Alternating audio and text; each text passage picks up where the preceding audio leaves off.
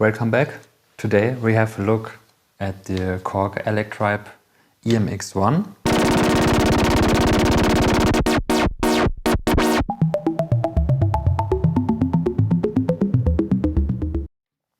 So I will start to explain the overall basics. At first the EMX-1 looks a little bit confusing.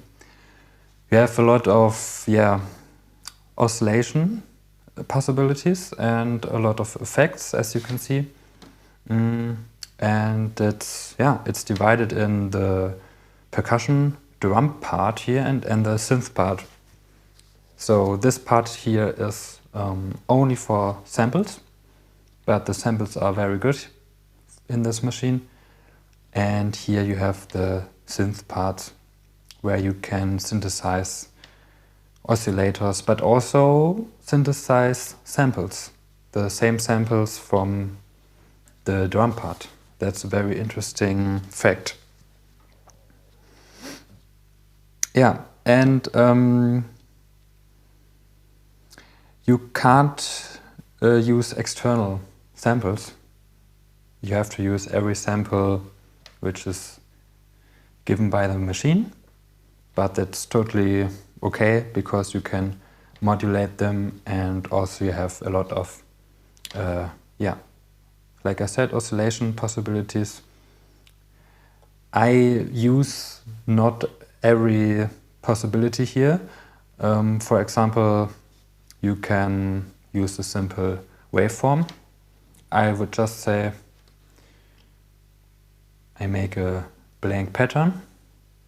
So I think you have 256 pattern for the storage. So that's a lot, but I think, for example, the modern electron machines have it more organized than this machine here, but I'm still satisfied. And so we make a new pattern. I hold shift and then I clear the pattern, and then we just have an empty slot.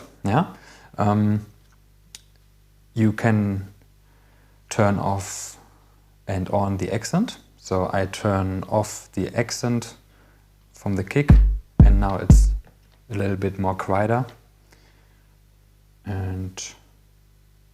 But I will come to the accent with a different example. Okay, then I was about to talk about the oscillation. So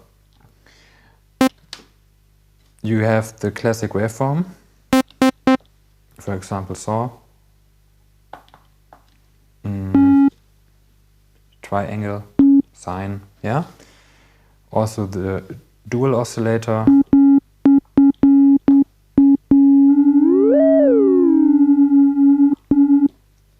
a chord function. Maybe you heard from the chord function from the model samples, and I think it got its inspiration from the EMX-1. It's very similar. You can make different chords.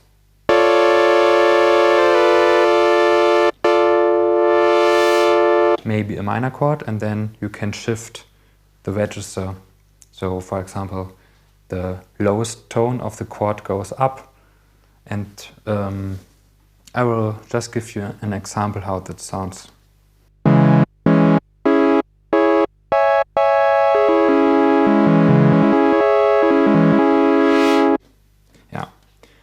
Then you heard also the cutoff. So so this is the oscillation panel here. When it is still a little bit chaos for you, then you have to imagine you have the different categories here, similar to Eurorack approach, that you have the modules separate. So the oscillation, I will come to other forms of oscillation, but first I show you the filter. So you have the cutoff, low pass, high pass, nothing special. Then the envelope for the filter.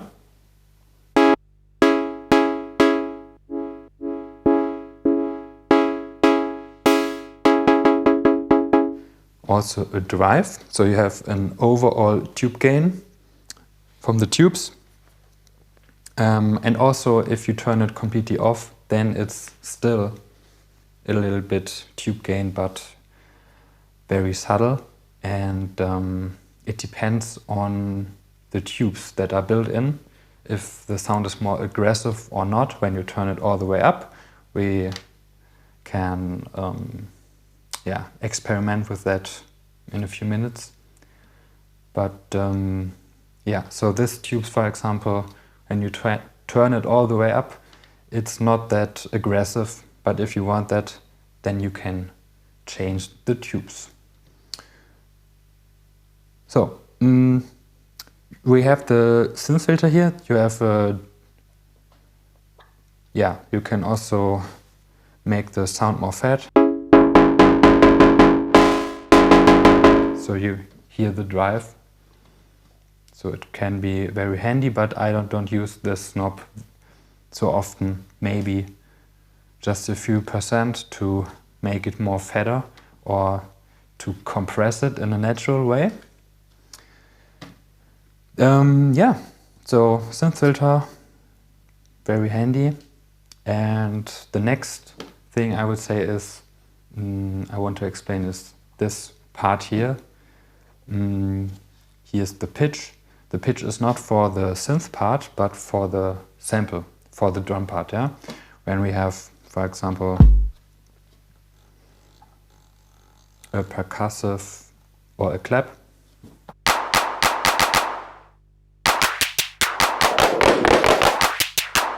Yeah, then you can pitch it.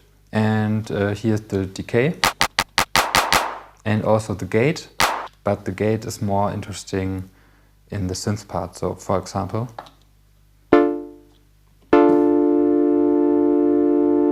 when I hold it, then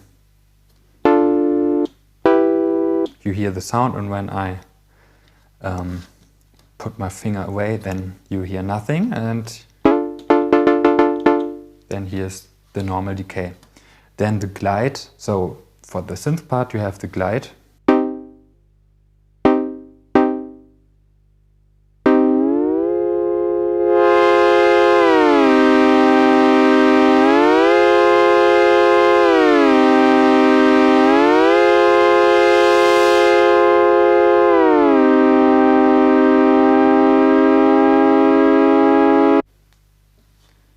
This could be also very useful. At the moment I don't use it that much, but yeah, a good opportunity to make the melodies more interesting by using the glide sometimes.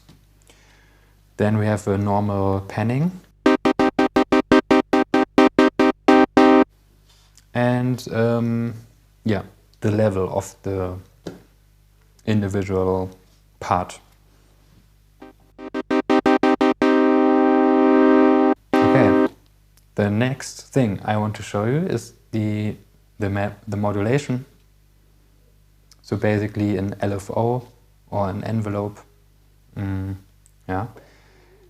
LFO is very important for me. You can do a lot with it, and I will show it to you. So when we have a normal tone here,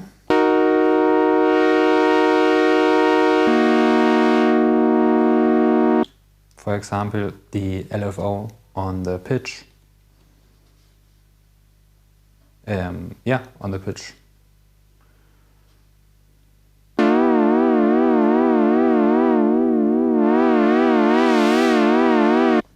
Or on the cutoff. So that's more often in use than the pitch for me.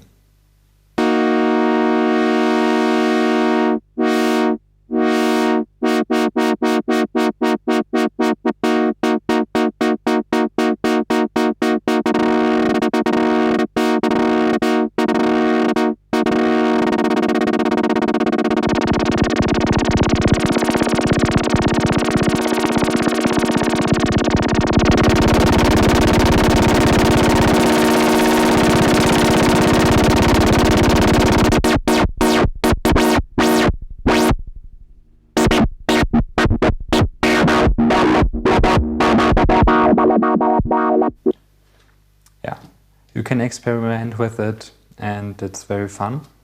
You can also modulate the edit knobs of the oscillation. The edit knobs, the function changes,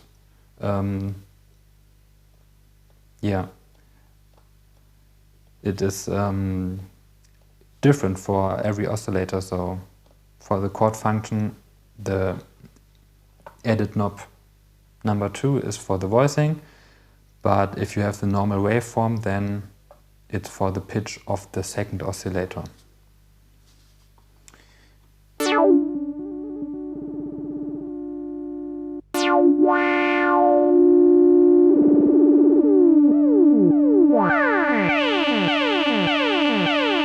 So now the second oscillator is pitched, or the first edit here, edit knob, is how the waveform, so it changes slightly.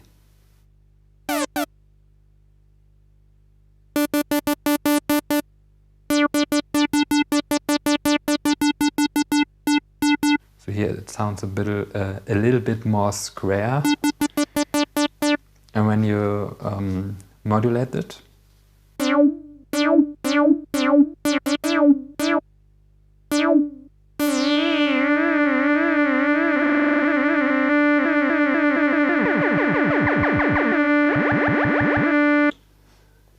or the panning.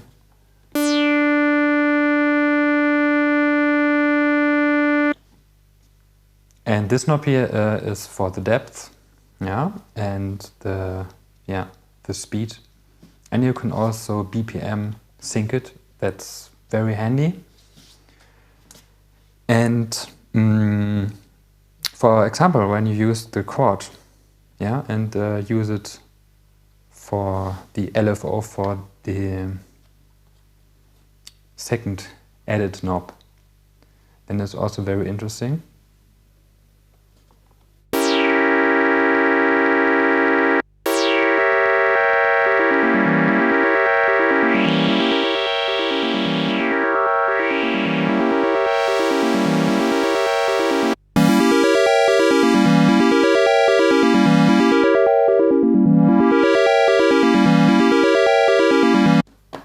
So it changes the voicing. And now we come to the, not first, but also the envelope here. When you put it on the pitch, for example, we use normal waveform.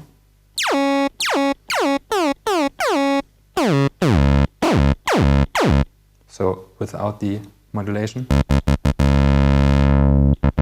and with.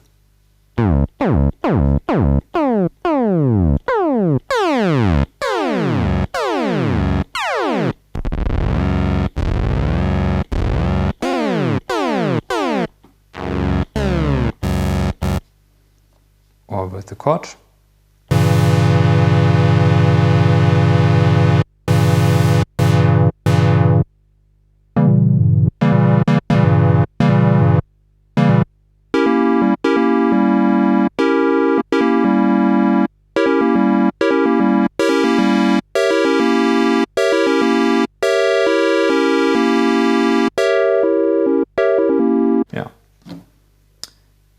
How you like. So it's very interesting to use it. And right now I have one more example which is also good for techno, and that is the random function here, when you have, for example, a percussion sound but very tonal. Then, for example,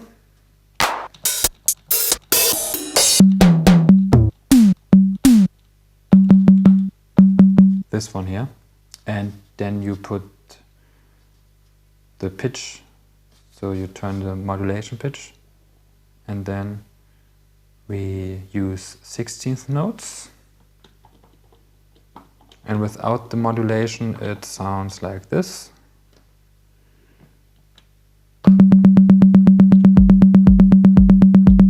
And with the modulation,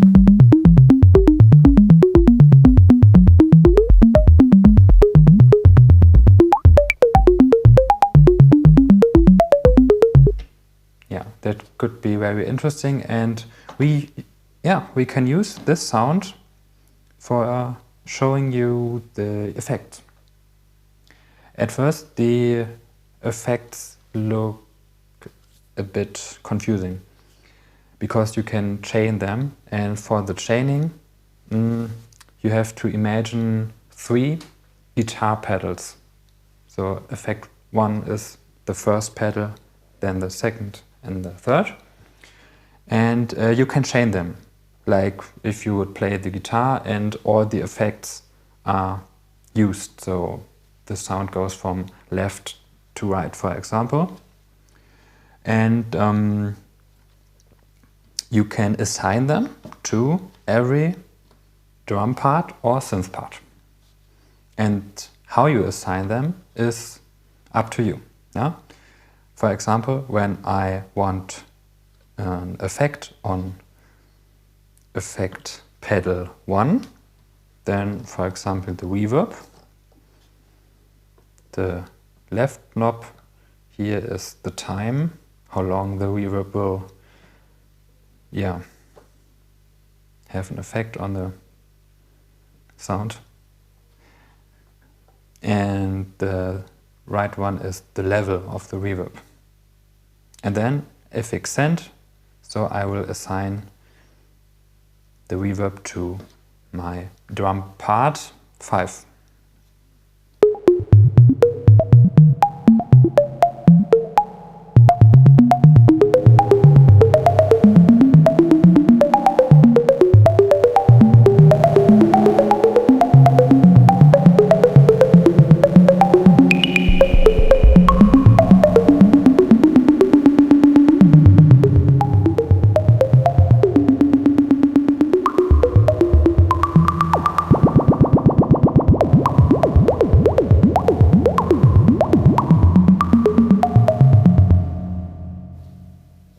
This is, for example, the reverb. If I want delay and a reverb, which I highly recommend for techno, then I have to chain it. And I put the reverb after the delay, so that would be effect pedal 2. So I have now the reverb on effect 2, and I will have to put it, I have to assign it on the, sorry, have a little blackout, so yeah, on effect 2 you have to assign it, of course. So but also you want to use the delay, and the delay I will use the mod delay. It's a little bit like tape delay, so each repetition is a little bit detuned, and that sounds very nice. And also it's a ping pong delay, and I will put it in dotted 8 note mode. Yeah, and I want to hear both effects, so I have to chain it. And you have these chaining options here. When the first light is turned on, then effect 1 and effect 2 is chained. So when I assign the first effect here, then you hear the first effect, the delay, and the second one, because they are both chained.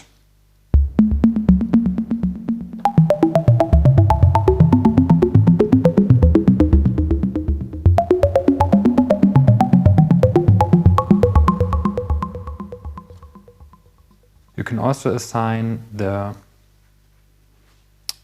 sound to effect 2, but then you will hear only the reverb, although it's chained. But imagine you have a guitar cable and you put it right into effect 2, and that's because you only hear the effect 2, because you start from effect 2. Okay. the same goes with effect 2 and 3. You can chain 2 and 3, of course, or you can chain all 3 effects. And for example, on the third effect, I put like a high pass filter, for example.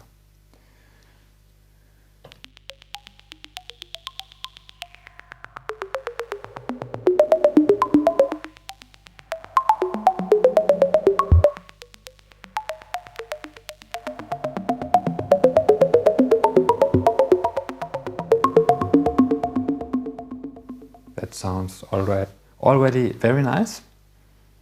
And yeah, you hear the delay, the reverb and the high pass filter. Yeah, and that are the basics for the functions here. Then you have the arpeggiator, and that's also very useful. For example, if you just want to play, so the touchpad here.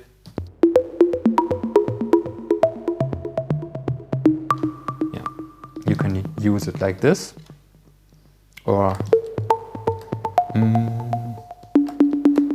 this one here is for the synth part. So when I use a normal waveform here, you can play it like a keyboard here.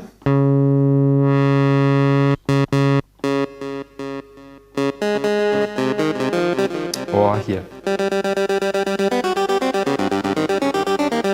And you can also change the scale, so the scale and the range of the tonal change here.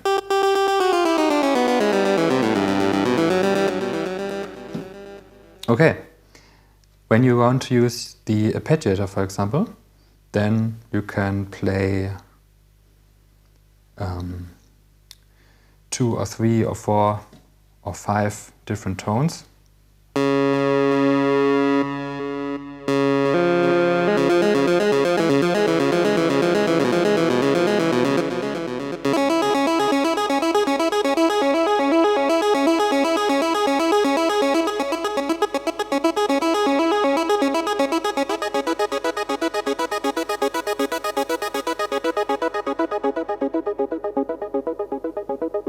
That sounds nice. When you press record, then we have it saved.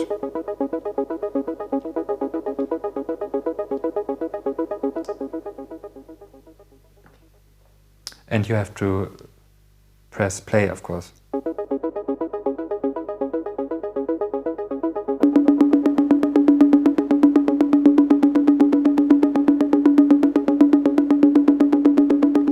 So this one here, I want to delete that to only hear the synth part number 3. Okay, now it's recorded.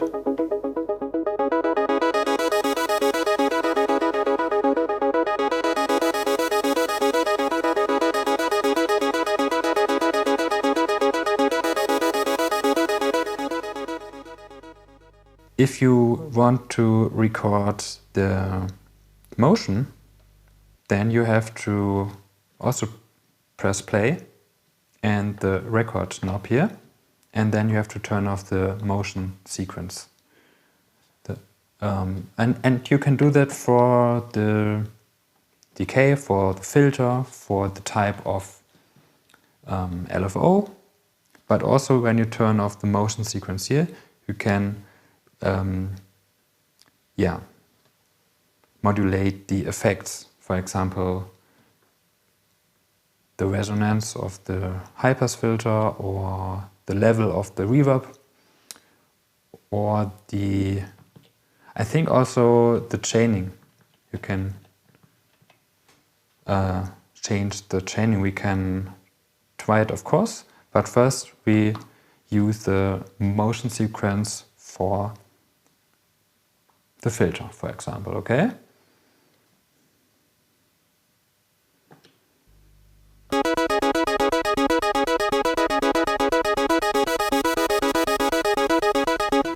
Okay, let's do that again.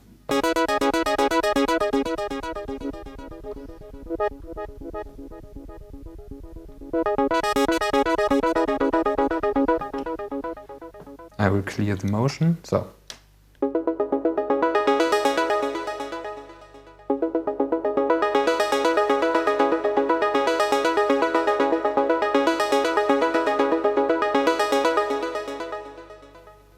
We now have the recorded opening of the cutoff at the end of the pattern.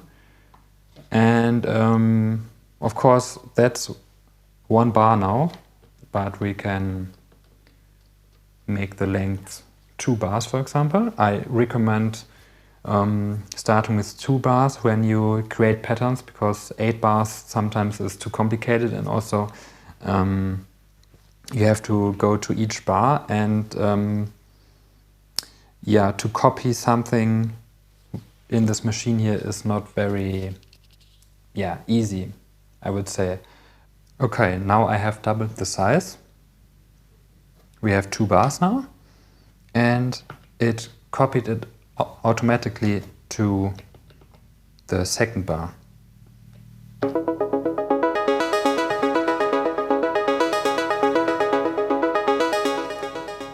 But that's only possible when you save it. And to save a pattern, just press right 2, and then you can change the which pattern you want to save it. But I want to save it on C4, so I just double click right, and then it's saved here. Okay, now we can come to the kick, and I always put it on 1.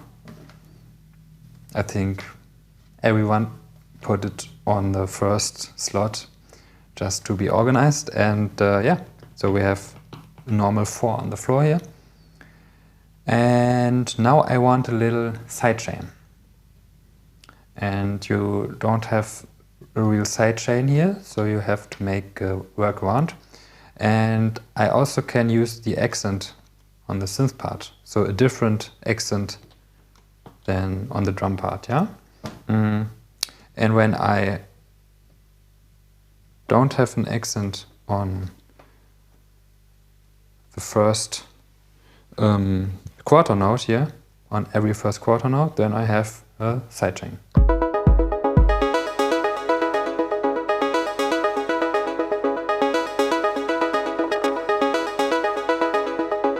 So you hear this pumping, and that's because, of course, the sound is a little bit more ducked on these notes here.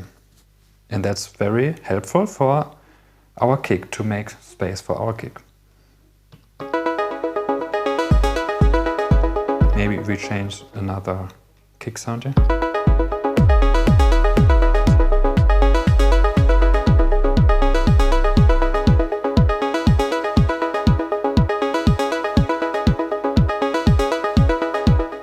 Okay, now we can come to the bass. And I would put the bass on the first here and just use a simple waveform.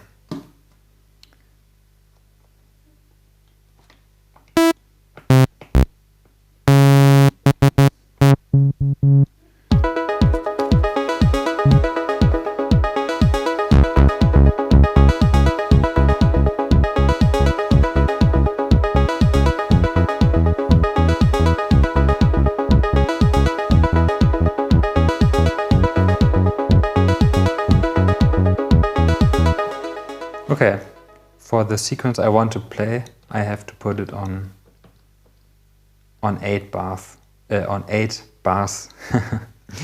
Okay.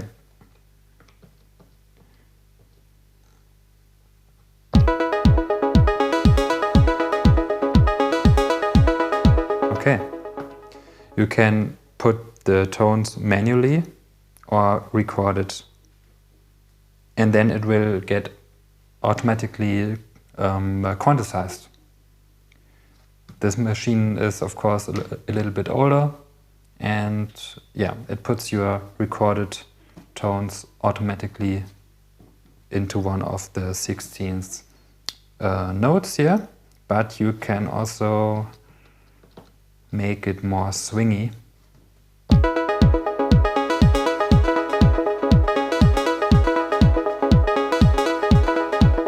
That's of course too much swing, but when you put it on 67, then you have a triplet feeling, but we want just a little bit swing here. Okay.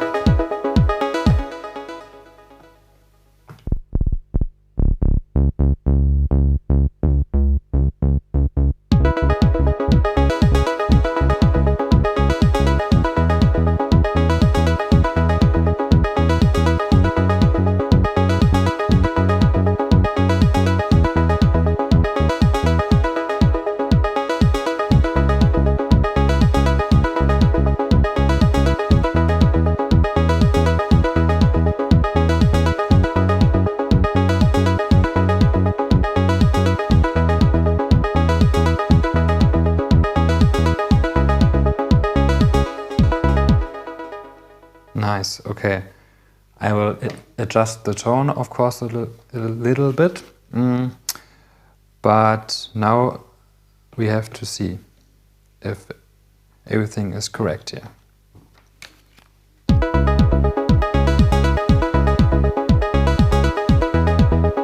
Okay, you can also hear the sidechain on the bass.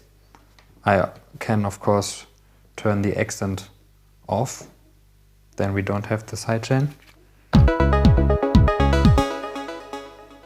But it's in the same frequency spectrum than the kick, so I leave it on. I have another melody in mind here. And for example, when you want to copy a sound or a pattern, then you have to press Shift. And yeah, then copy sound or copy part. I just want to copy the sound for now. So on synth part 4 I want the sound, and then I have to press Shift, copy sound, and then which sound I want to copy. You can also copy the sound from another pattern, but so yeah, but I just want it from this part here.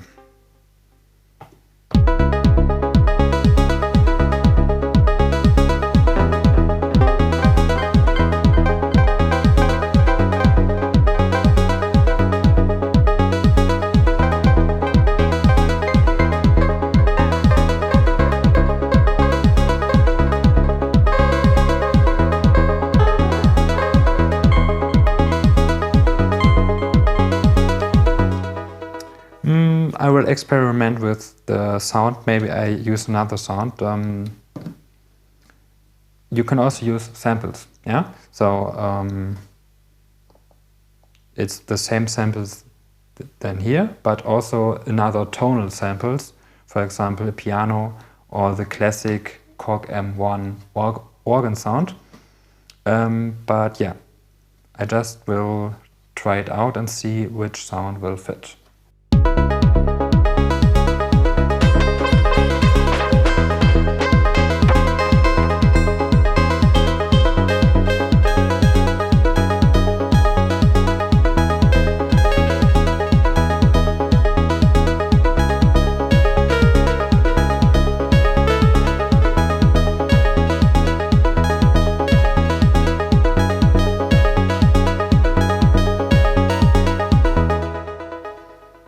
This was a try, but yeah, it sounds already nice. But the last tone was not so good. I will delete the whole part here, or just the played note. Here, okay. Okay, nice. Then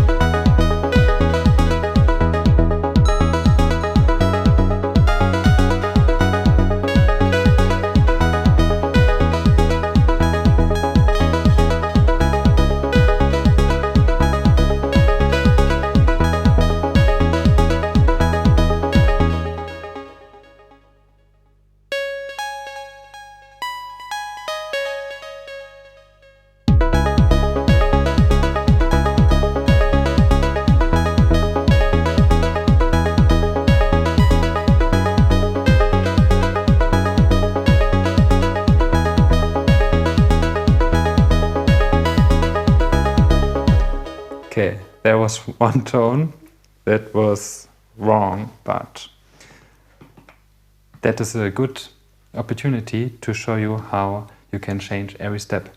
You have to go into the step edit, and then you can change the gate time and the note, for example. And then we will hear which tone was false.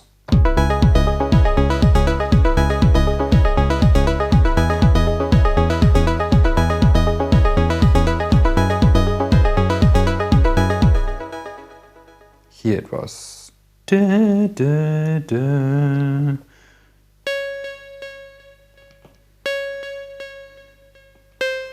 Oh no. Okay, that's right. So 1/2 step higher. And now we come to the percussion, and I want to show you a cool trick. So, for example, if I have synth part 5 here, ouch, I will turn it to the sample section here, and then at the end you have the percussions. And then I will find the shaker.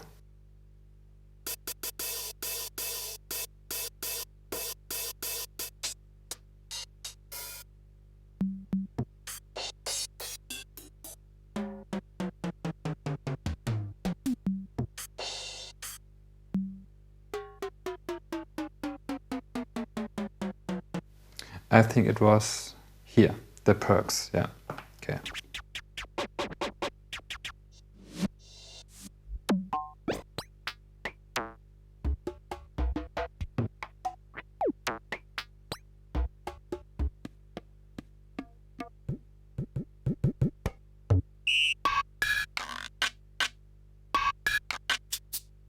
Ah, okay. So, excuse the wait, but on the other hand, you have a little insight into the samples here. Okay, I have my shaker, and I will just record it.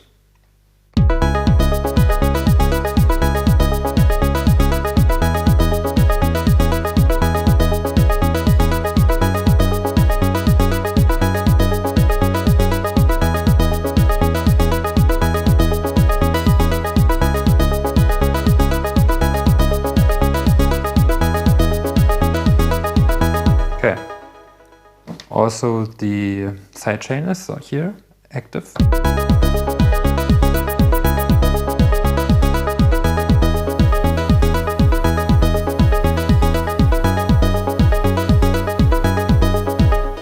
Okay, and now we will put an quantized, so a BPM synced LFO on the shaker.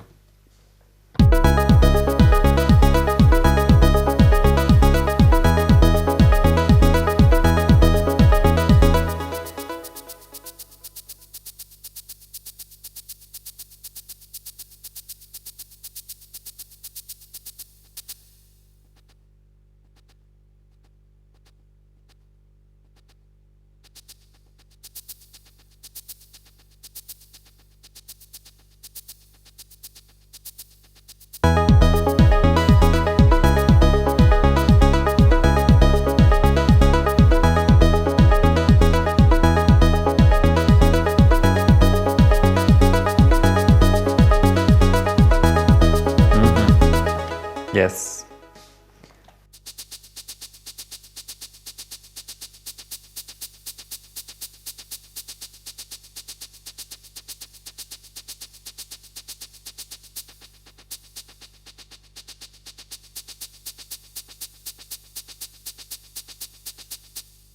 It got more movement.